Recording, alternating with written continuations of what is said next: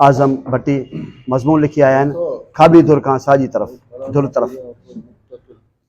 सदर साहब इजाज़त सां साईं, उनवान आहे कामरेड शमीम वास्ती, खाॿी धुर खां साॼी धुर ताईं।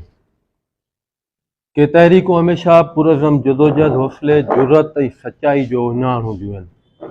उन्हनि लातइदाद तहरीकुनि में खाॿी धुर जी जदोजहद जी बि हिकु मुनफ़रिद तारीख़ आहे, जेका अणगणियनि फ़तवाउनि ऐं ताननि जे वर चढ़ियल रही आहे।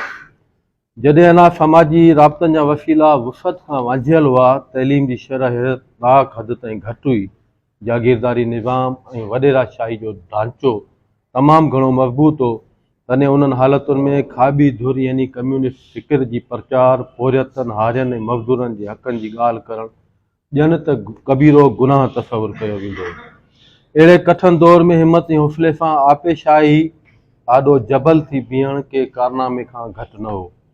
मज़लूमनि, हारियनि, पोरियतनि जे हक़नि जी आज़ादी जो जोखो खणंदड़ अहिड़नि किरदारनि खे बाग़ी, गदार, एजेंट, मुलहद, दोहरियो समेत अलाए त कहिड़नि कहिड़नि लक़बनि सां नवाज़े हुकुमरान तबिके हमेशह चालबाज़ियुनि जो ॼार विछाए मसलियत, मफ़ाहिमत, सौदेबाज़ी, ख़ौफ़ ऐं लालच जी बाज़ार खोले रखी हुई, जेका बाज़ार अॼु ॾींहं ताईं खुलियल आहे।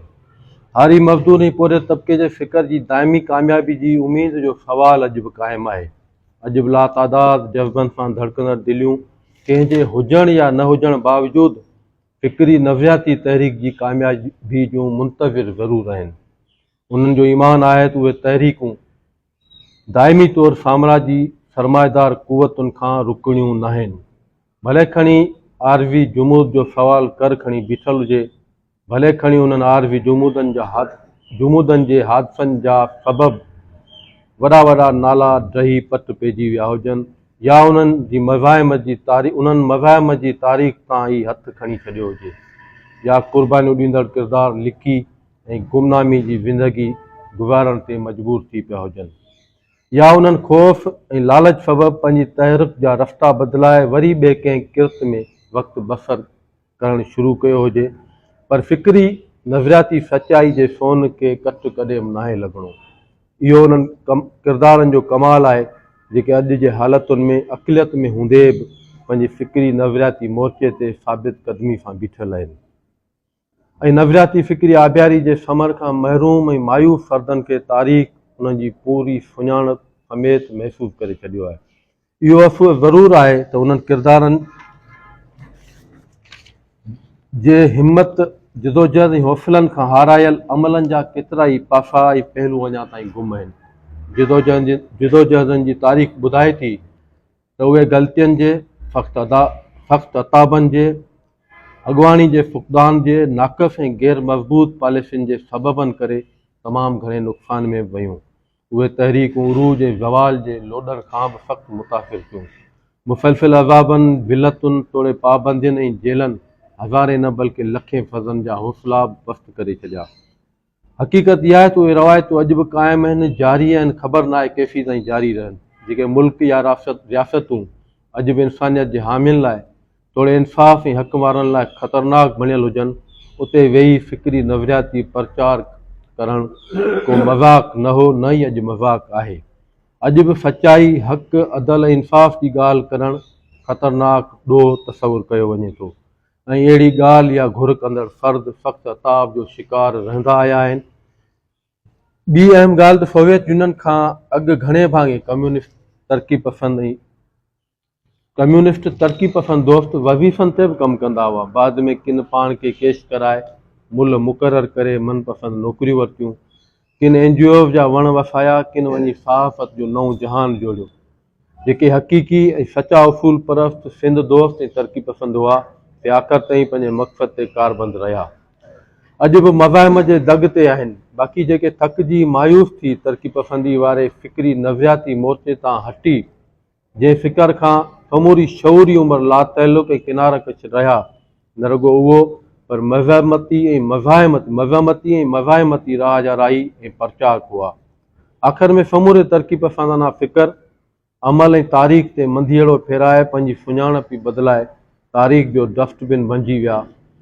हर कंहिंजी सोच पंहिंजी आहे, पर तज़ादनि जी साइंस ऐं इख़्तिलाफ़नि जे तजुर्बे खे शऊरी रुख में वठणु घुरिजे, न कि ज़ाती तौरु।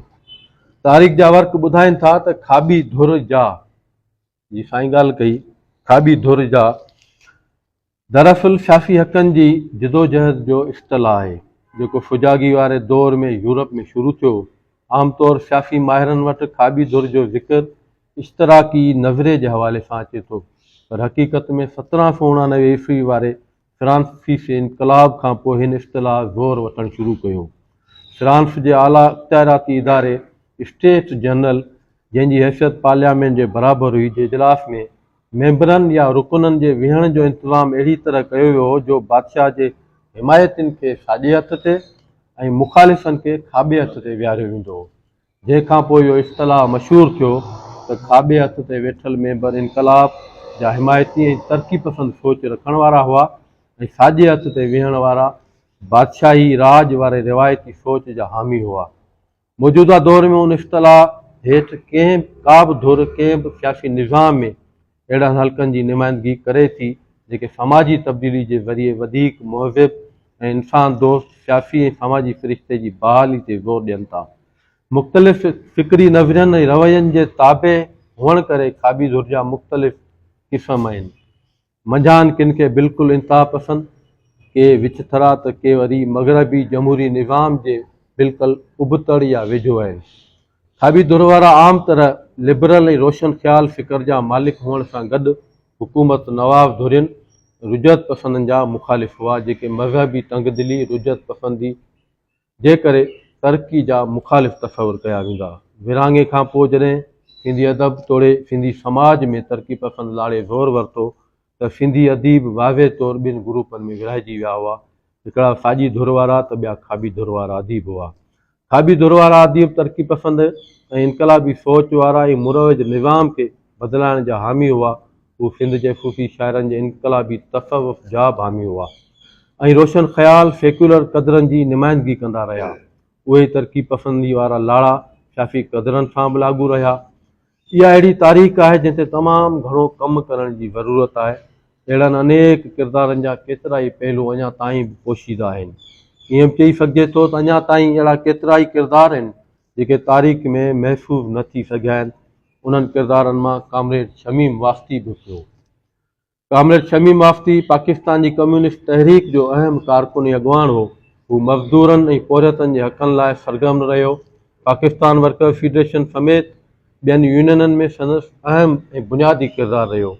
शमीम वास्ती सख़्तु पाबंदियुनि ऐं दॿाउ बावजूदु मार्कस उसूलनि ते क़ाइमु रहियो। हिन कम्यूनिस्ट तहरीक जे सरगर्मियुनि ऐं तनज़ीम सां बि ख़ासि तौरु मज़दूरनि ऐं पोरियतनि जे हक़नि वारी अमली जिदोजहद में अमली तौरु भरपूर हिसो वरितो। संदसि क़ुर्बानियूं ऐं महिनत पाकिस्तान में कम्यूनिस्ट सोच खे ज़िंदा रखण में मददगार साबित थियूं। कामरेड शमीम वास्ती सियासी सरगर्मियुनि दौरान गिरफ़्तार बि थियो, जेल में सख़्तु हालतुनि खे मुंहुं ॾिनाई। पाकिस्तान वर्कर फेडरेशन ऐं कम्यूनिस्ट पार्टी में मज़दूरनि जे हक़नि लाइ एहतजाजनि हड़तालुनि में अॻुवानी वारो किरदारु अदा कयई। हिन मज़दूर ऐं पोरियत तबिक़नि में शऊर पैदा करण लाइ किताब, मज़मून, पेपर्स ऐं ख़त लिखिया ऐं संदसि क़ुर्बानी जिदोजहद हिकु मिसाल बणियल हुई। संदसि तक़रीरुनि में हमेशह मज़दूर ऐं पोरियत तबिक़े जे हक़नि, समाजी इंसाफ़ ऐं जागीरदाराना ऐं सरमाएदाराना साम्राज ख़िलाफ़ आवाज़ जो अलम बुलंद रहंदो हो।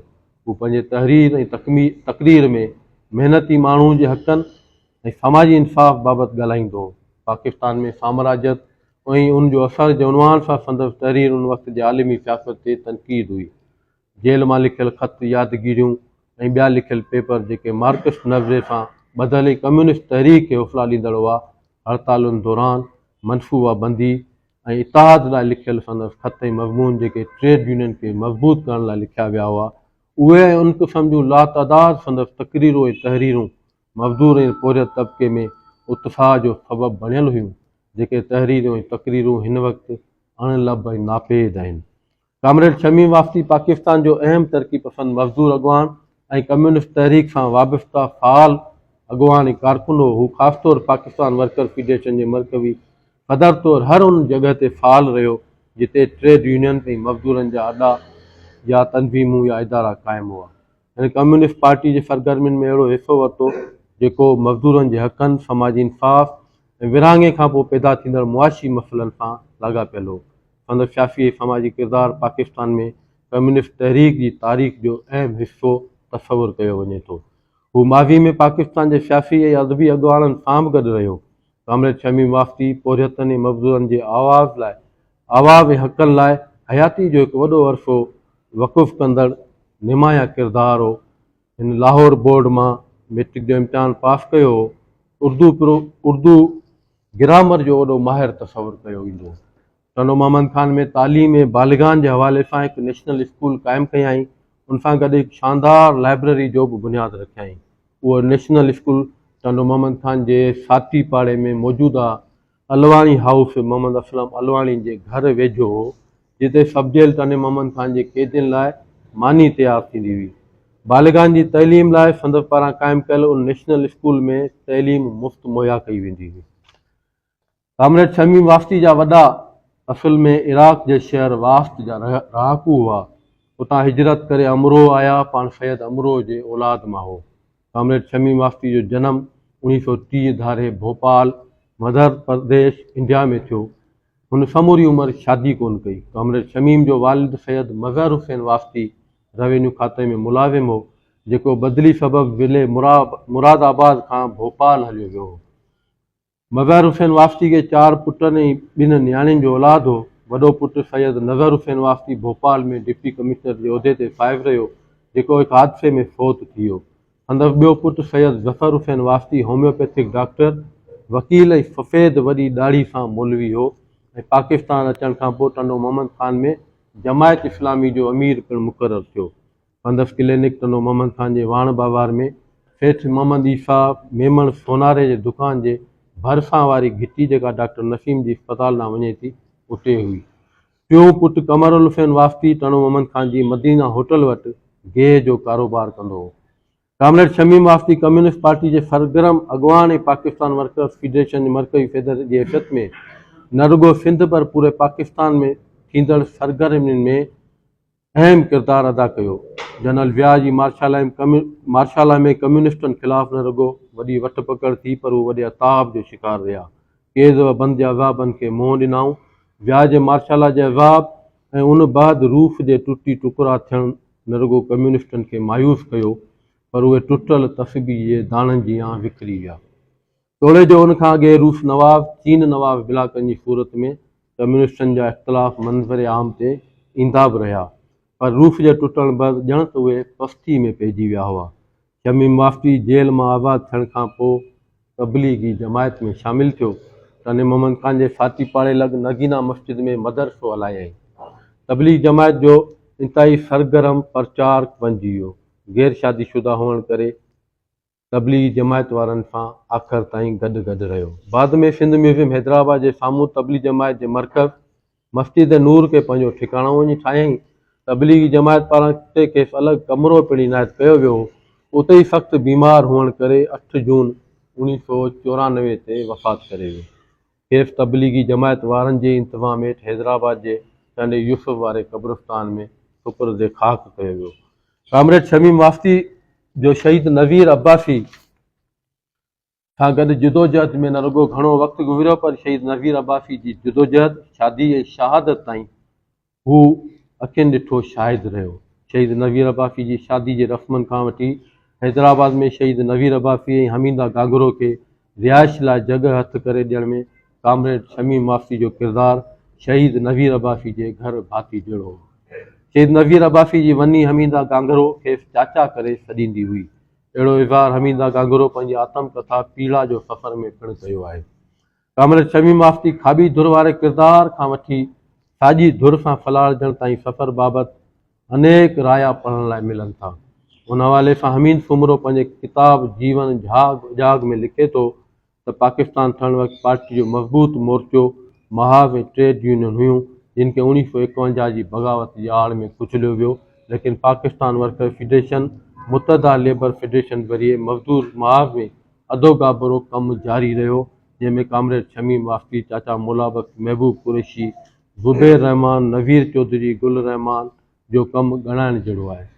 सोहेल सांगी पंहिंजे हिकु इंटरव्यू में चयो त सोवियत यूनियन जे टुटण खे आऊं कम्यूनिज़म जो ज़वाल नथो चवां, इहो हिकु मुल्क जो ज़वाल आहे, पर सोवियत यूनियन जे टुटण जो वॾो सबबु उन जा असर रुगो पाकिस्तान ने पर पूरी दुनिया जी सियासत ते पिया, रुगो कम्यूनिस्टनि ते न पर डेमोक्रेटिक तौरु आज़ादी पसंदि तहरीकुनि ते बि उनजा असर पिया।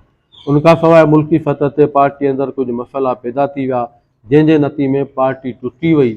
अक्सरती ऐं अक़लियती नाले सां ॿ गुरू थी विया। उनजा बि ॿ सबब हुआ, हिकु त कुझु कामरेड गिरफ़्तार था थिया ऐं कुझु ॿाहिरि रहिजी विया हुआ। तिन जे विच में हिकु वॾो वेछो अची वियो हो। टियों ख़ासि माण्हू गिरफ़्तार थी अंदरि हलिया विया। कामरेड जाम फाकी, कामरेड जमाल नक़वी, कामरेड शमीम वाफ़ी 5 साल अंदरि रहिया ऐं ॿाहिरि तमामु घणी तब्दीली अची चुकी हुई। तंहिं करे संदनि विच में राब्ते, अंडरस्टैंडिंग ऐं एतमाद जी खोट पैदा थी पई हुई। जॾहिं टई मुख अॻवान आज़ाद थी ॿाहिरि आया त माण्हुनि संदनि लाइ वॾो उत्साह ॾेखारियो। साॻे इंटरव्यू में ॿिए हंधि फैल साॻी जो चवणु आहे, जेल में उन वक़्तु बहस मुबाहिसा कंदा रहंदा हुआसीं। कामरेड जाम फाकी 1978 में गिरफ़्तार थियो हो। प्रोफेसर जमाल नक़वी जो चवणु इहो हो त इहा ॻाल्हि किथां लीक थी आहे, जॾहिं त प्रेस वारी लोकेशन ते सिर्फ़ु 2-3 माण्हुनि खे ई ख़बर हुई। हिकिड़ो पाण प्रोफेसर जमाल, ॿियो नवीर अब्बासी, शबीर शर, कमाल वारसी या हिकु अधु को ॿियो कामरेड हुआ ऐं शायदि शमीम वाफ़ती बि हुजे, ॿियो को बि न हो। कुझु दोस्तनि जो शक आहे त शमीम वाफ़ती असां खां अॻु गिरफ़्तार थियो, मतां हू टुटी पियो हुजे, पर शक कीअं कजे, हू बि हिकु पको पुख़्तो कामरेड हो ऐं लेबर फ्रंट जो इंचार्ज ऐं ओपन फ्रंट जो मुल्कगीर लीडर हो। मुला बख्तियार पंहिंजे किताब ज़िक्र विंदान जो में जेल जूं यादगिरियूं ओरींदो लिखे थो त कामरेड शमीम वाफ़ती, शेर मोहम्मद मंगरियो, मोहम्मद ख़ान सोलंकी, शबीर बेदार भुट्टो समेत अहिड़ा केतिरा ई कामरेड हुआ जेके पाण खे कम्यूनिस्ट ज़ाहिर करण लाइ तयारु न हुआ। हिकिड़ा ट्रेड यूनियन जा त ॿिया SNS जा हुआ। अहमद सलीम शाफ़ी कारकुन ऐं शाइर मां मोहक़िक़ ऐं मोहरिक थी वियो हो। इस्लामाबाद में SDPI में कुझु सालनि ताईं वाॻियल रहियो। उते पाकिस्तान जी सियासी तारीख़ जे मुख़्तलिफ़ दौरनि ऐं रुखनि ते उन कमु कंदो रहियो। संदफ़ उहो अमली ऐं तहक़ीक़ी पोरियो घणे भाङे किताबनि जी सूरत में छपियल आहे। अहमद सलीम लाहौर खां अक्सर हैदराबाद ईंदो त गाड़ी खाते में ट्रेड यूनियन जी आफ़ीसी संदसि आस्थानो बणियल हूंदी हुई, जिते कामरेड शमीम वाफ़ती ॿिया मज़दूरनि में कमु कंदड़ पार्टी कैडर जा माण्हू रहंदा हुआ। इन मां अंदाज़ो लॻाए सघिजे थो त कामरेड शमीम वाफ़ती शख़्सियत, किरदारु, जिदोजहद मुख़्तलिफ़ मुल्की सतह ते केतिरी न मुतारिफ़ थियल हुई। सिंध तरक़ी पसंद पार्टी जो मौजूदा अॻवान होत ख़ान गाॾई लिखे थो त मूं बेरोज़गारी जे धुॿण मां निकिरण लाइ 1978 जे शुरूआती महीननि में मॉडर्न टेक्सटाइल मिल तनोजाम में हिकु दोस्त जी मार्फत नौकरी हासिलु कई। उन मिल में सिर्फ़ु मिल इंतज़ामिया जे ठहिरायल मज़दूरनि जी हिकिड़ी पॉकेट मज़दूर यूनियन बि हुई। उहा मज़दूरनि जी पॉकेट यूनियन मज़दूरनि बजाए मालिकनि जे मफ़ादनि जी तर्जुमान बणियल हुई। मूंसां वॾे तादाद में मज़दूरनि राब्तो कयो, चयो त मिल अंदरि मज़दूरनि जे हक़नि लाइ ॿी मज़दूर यूनियन रजिस्टर कराइजे। मां ई कुझु मिल जा मज़दूर दोस्त यूनियन रजिस्टर करण लाइ उन वक़्तु कम्यूनिस्ट पार्टी सां लाॻापियल गाॾी खाते हैदराबाद में क़ाइमु पाकिस्तान वर्कर फेडरेशन जी ऑफिस वियासीं, जिते शमीम वाफ़ती सां मुलाक़ात थी हुई। शमीम वाफ़ती उन वक़्तु इंतिहाई सरगर्म ऐं कटर कम्यूनिस्ट फ़िक्र सां लाॻापियल हो, जेको अॻिते अली जनरल व्याह जे दौर में कम्यूनिस्ट पार्टी जे वठ पकड़ ऐं गिरफ़्तारियुनि खां तंग थी वरी कटर मुलो थी वियो हो ऐं पोइ विलपाक सीमेंट फैक्ट्री लॻ मस्जिद जो पेशमाम थियो ऐं अॻु जहिड़े नमूने मिल यूनियन ऐं ॿिनि जहनि ते माण्हुनि सां मिली मज़दूरनि कम्यूनिस्ट फ़िक्र जी तबलीग कंदो हो। पोइ वॾी दाढ़ी रखी हुआईं ऐं मिल जे घिटियुनि मोहलनि में निकिरी पवंदो ऐं दीन जी तबलीग कंदो हो। यूनियन ठाहिण दौरान हू मूंखे बि कम्यूनिस्ट करण जे लाइ कोशिशुनि में लॻी वियो। हिकु ॾींहुं मूंखे मंझंदि जे वक़्तु हिकु घर में वठी वियो हो, जेको कलंदर बख़्श महर नाले कामरेड जो घर हो। कलंदर बख़्श शायदि SRTC में मुलाज़िम ऐं उते जी मज़दूर यूनियन जो अॻुवान हो।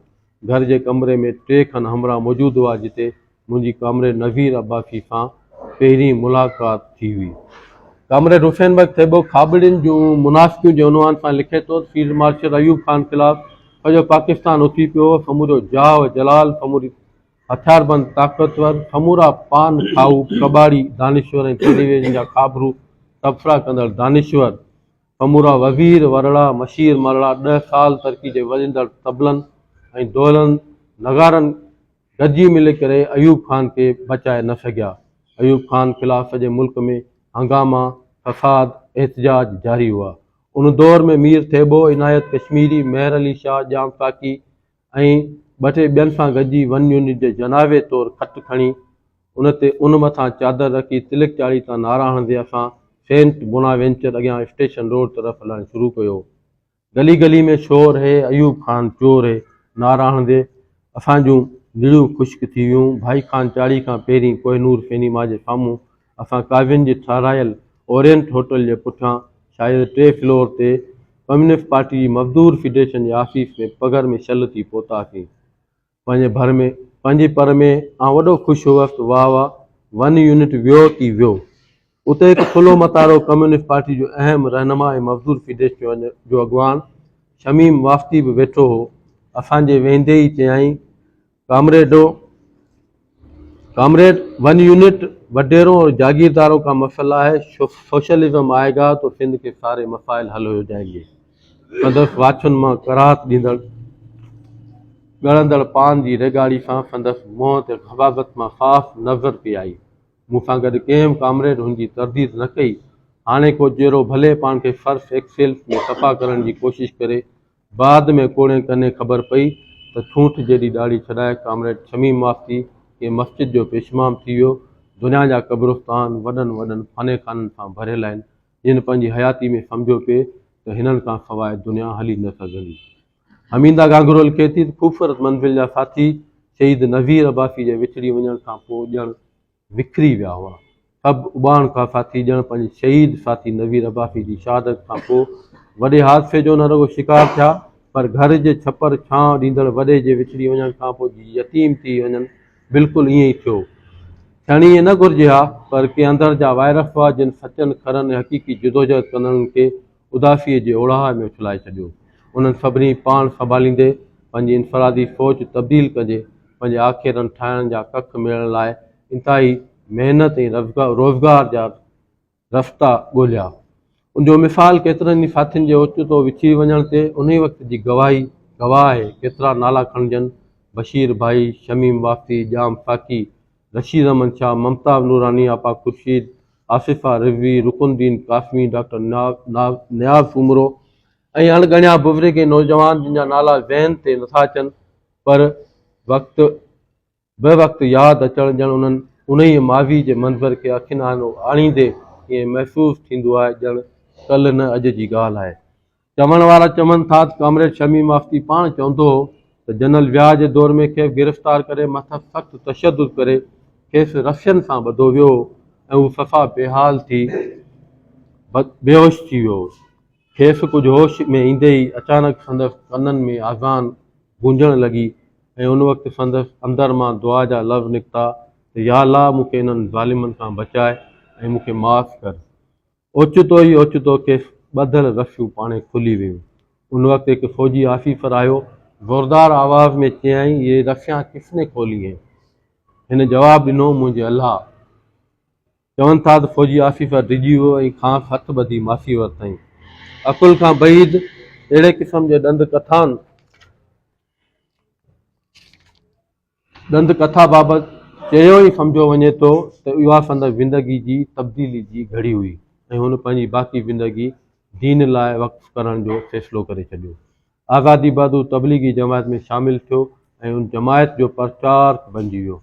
पोरियत इनक़लाबी तबक़ाती जिदोजहद, फ़िक्री वुफ़त, मुसलसल जुस्तजू जे अज़म, मार्क्सिज़म ऐं उनजा फ़िक्री अमली पासा, ट्रॉट्स्कीज़म ऐं माओइज़म जे फ़िक्र, पाकिस्तान में हलंदड़ कम्युनिस्ट हलचल, आलमी हालतुनि, वधंदड़ कम्युनिस्ट तहरीक जे असरनि, अफ़गानिस्तान जे इनक़लाब, उते ख़लक़ ऐं परचम पार्टी जे विच में पैदा थियल सूरत हाल ते लेक्चरनि ऐं तक़रीरुनि जा वावड़ वाहींदड़ कामरेड शमीम वाफ़ती हितां जी रवायती सियासी वेगाणप, मायूसी, बेज़ारी जे कंडनि खां कुंडाए थी पंहिंजी सियासी फ़िक्री नज़रे तां हथु खणी वञी मज़हब जी ओट वरिती। हिकु मुदबिर अॻवान मार्क्सी फ़लसफ़े ते घणी ॼाण सां गॾु तरक़ी पसंदी, इनक़लाब, आज़ादी, इंसानी ऐं जमहूरी हक़नि जी बहाली, मुरवज मुदेखाज, तबक़ाती निज़ाम ख़िलाफ़ अॻियनि मोर्चनि ते विढ़ंदड़ हिकु कटर कम्युनिस्ट, उतफ़ाक़ ऐं हौसले जा समूरा रस्ता बंदि करे हिकु कटर तबलीगी मौलवी जी शिकिल में राह रब्बानी तरफ़ रवानो थी वियो। खाबी धुर खां वठी साॼी धुर ताईं जो सफ़र संदसि अमली किरदार ताईं पुॼाणी थी पहुतो, पर तारीख़ जो सफ़र अञा जारी आहे। तारीख़ ई किरदारनि जी कथ कंदी आहे।